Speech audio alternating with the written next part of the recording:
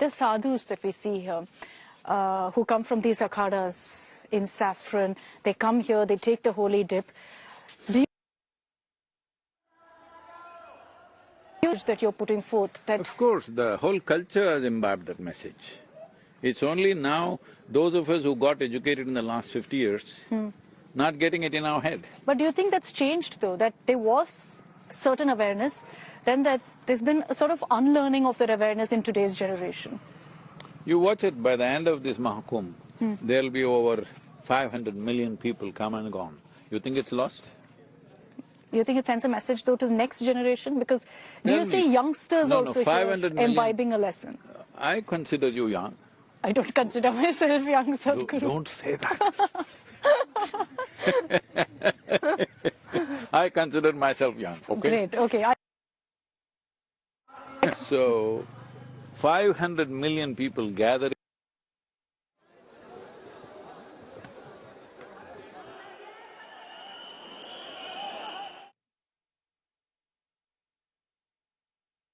on social media. in many ways, I'm telling you, for the future generations, the only thing that'll make sense is this, that is seeking liberation. They may be going on drugs, why? They want to break limitations. They may be going on alcohol, why? Whatever binges they're doing is all to break limitations, isn't it? It's just what will be the consequence of that is a different matter. The intent is wonderful. Yeah. I'm saying the sadhu is taking a dip here in search of moksha, and the guy who's getting knocked out with a drug, the intent is same, method is wrong.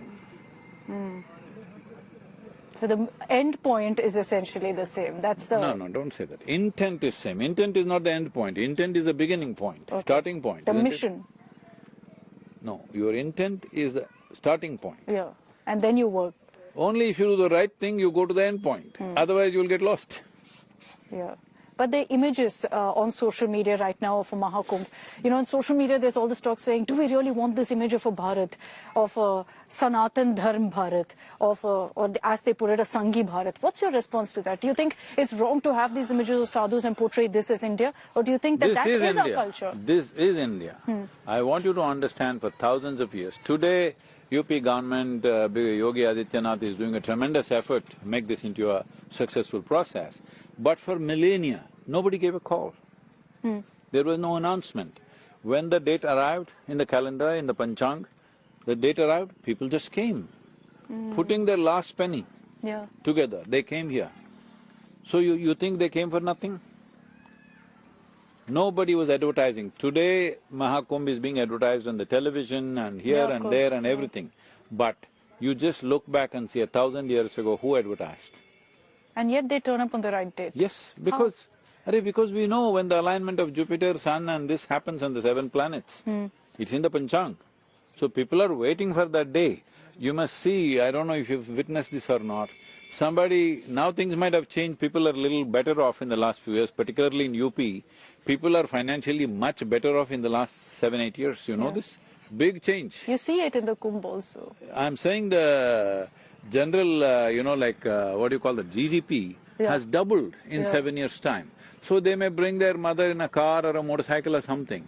When I came in 2001, you will see people carrying their old mother on their back and walking and coming here just to give her a dip because she wants this. My God.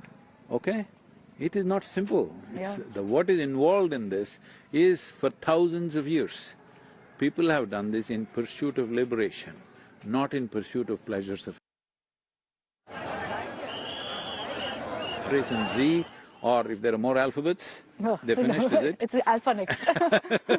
So, Generation Z definitely don't want to go to heaven because there's no free Wi-Fi there. They want freedom, isn't it? So once they realize, once their idea of freedom matures, they will be here to dip. Or they will be doing something to dip within themselves, because elixir of life or amrut is not just here, it is here for the mass. But individually it's there within you, for every day you can take a dip, nobody's stopping you. Nobody can take it away from you. This is available for a whole mass of people. But within you it's available for you every day, isn't it? There's one image that stood out for me while I was covering the Mahakumbh of the Naga sadhus. They're very intimidating. You get a sense of them being very intimidating. I'm not. I hope you know what I mean, Sadhguru. They're very, you don't, I mean, the way I can speak to you, have a conversation with you. Language. I don't know if I can do that with a Naga sadhu. No, and my question is this. They're not for talking. They're not. But, you know, I think there's a lot of curiosity about them, about their lives. What do you know about them, Sadhguru? Do they actually live somewhere deep in the Himalayas, like they claim? You've trekked them many times, you were telling me also. Yes, many, many times. Have you seen a Naga sadhu there? Have you seen a Naga sadhu there? Many. Many? Yes. So is that where they come from then for the Kumbh? Because you see thousands of them, but in our daily lives they're nowhere to be seen. I'm also Naga only. Of course. It's just that today we have work in the world, so… Yeah. We became a bit diplomatic in our approach, but nothing in our core has changed. We are the same. Okay. But are Adiyogi himself is a Naga sadhu, isn't it? Doesn't he have a Naga on his throat? Yes, yes. What else do you want? So, we are the same people. Just you have to change according to the situations to make yourself effective. Otherwise, you'll be out of place. What's the point? See, there are only two things in your life. Internally, profoundness of your experience, that's all. You may think it's marriage, you may think it's love, you may think it's success, you may think it's achievement. Essentially, profoundness of experience, isn't it? Yeah. Whatever you call it.